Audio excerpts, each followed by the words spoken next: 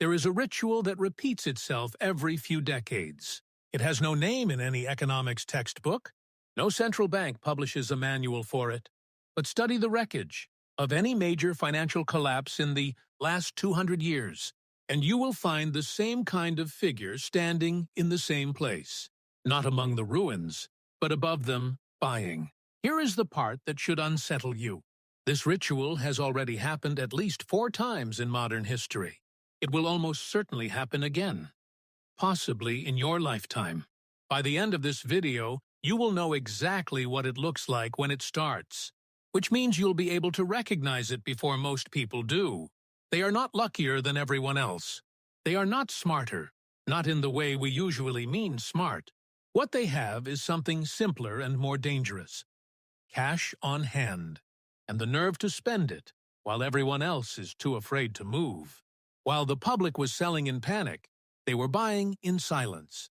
This is not a conspiracy. It is a pattern repeated so precisely across so many collapses that it might as well be a ritual. Let's take it apart, piece by piece. Every collapse follows the same arc. Confidence breaks somewhere, a bank run, a hidden bad debt, a bubble that runs out of new buyers. What happens next is almost mechanical. Asset prices fall faster than their real value changes. A factory is still a factory. A railroad still has track. But in a panic, markets stop pricing value and start pricing fear. And that gap between real worth and panic price is where this entire ritual lives. Most people can't exploit that gap because most people are forced sellers in a crisis, laid off, underwater on debt, liquidating to survive. A small number of buyers enter every collapse with the one thing the panicking majority doesn't have: cash that is not spoken for, and the discipline to deploy it exactly when everyone else is retreating. October 1907. A failed attempt to corner. The copper market triggered a run on a major, New York trust company, and within days, the panic spread through the entire banking system. There was no central bank in the United States yet, no Federal Reserve to step in, so a private banker effectively became one. Over several sleepless nights, he gathered the heads of New York's major banks inside his own private library, decided in real time which institutions would be saved and which would be allowed to fail, and personally directed pooled capital from the solvent banks to stop the panic before it took down the entire economy. It worked, but it also left something behind: proof that a financial system this large could be stabilized or controlled by the judgment of one extremely well-capitalized private figure. Within 6 years, that exact vulnerability became the argument for creating the Federal Reserve. Precisely so that no single private banker would ever hold that much emergency power alone again. Here's the detail most people miss. The same institutions that were rescued in 1907 came out the other side. More consolidated, not less.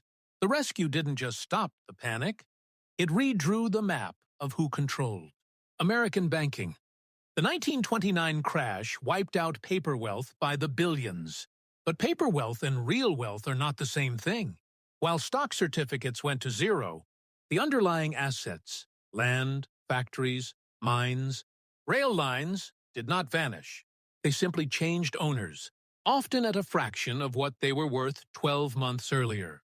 Some of the wealthiest families in America actually grew richer through the early 1930s, not despite the crash, but because of how they entered it. The pattern was consistent. Families and institutions that kept meaningful reserves in cash, rather than fully invested in the 1920s stock boom, were the ones positioned to buy distressed real estate, failing competitors' entire businesses, at prices that would have been unthinkable a year before. One of the more striking individual examples, Joseph P. Kennedy, father of a future U.S. president, had grown wary of the market's excess well before the crash and had already reduced his exposure, later using the crash years to build significant wealth through opportunistic investing rather than being wiped out by it. He was one name among a broader pattern of Depression-era consolidation, where a disproportionate share of surviving corporate and real estate assets ended up controlled by family, trusts, and holding companies that had preserved liquidity going in. This is the part of the story with the clearest lesson for you. Watching this today, it was never really about being rich before the crash. It was about not being fully exposed when it hit. Same mechanism, new instruments. As the global financial system seized up in September 2008, one investor's response became the clearest modern example of this entire pattern. On September 23, 2008, while Goldman Sachs was scrambling for capital just days after converting into a bank holding company, Warren Buffett's Berkshire Hathaway agreed to buy $5 billion of Goldman Sachs preferred stock. The terms were extraordinary. A 10% annual dividend, meaning Goldman owed Berkshire $500 million a year just to hold the shares, plus warrants to buy Goldman common stock at $115 a share, exercisable for the next 5 years. When Goldman finally bought back those preferred shares in 2011, Berkshire Hathaway had collected roughly $3.7 billion in total profit on a deal negotiated in the middle of the worst financial panic in 80 years, at terms no ordinary investor could have ever accessed. This is the modern face of the same ritual that played out in 1907 and the 1930s. Capital held in reserve, deployed at the exact moment of maximum fear, on terms that only the largest players in the room ever get offered. 3 ingredients make this ritual repeat every single time. Liquidity, cash, or the fast ability to raise it, is the scarcest resource in a crisis.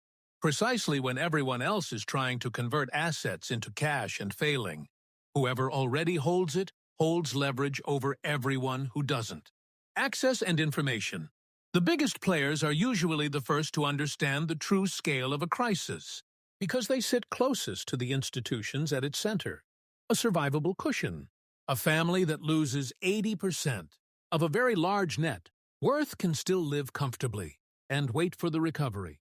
A family that loses 80% of a small net worth often cannot wait and is forced to sell at the bottom, into the hands of exactly the buyers this video has been describing.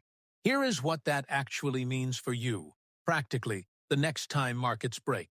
The single biggest predictor of whether a crisis destroys you or creates opportunity for you is not how much money you have, it's whether any of it is liquid and unspoken for when the panic hits. That's not a rich person privilege, it's a discipline.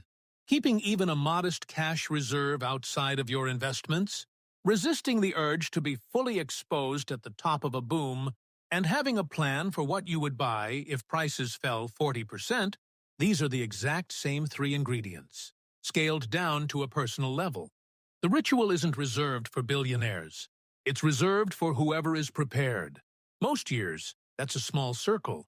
The next time this happens, it doesn't have to exclude you. There is no secret handshake, no hidden meeting deciding when the next collapse arrives. The ritual is simpler than any conspiracy, and in some ways more unsettling, because it requires no coordination at all.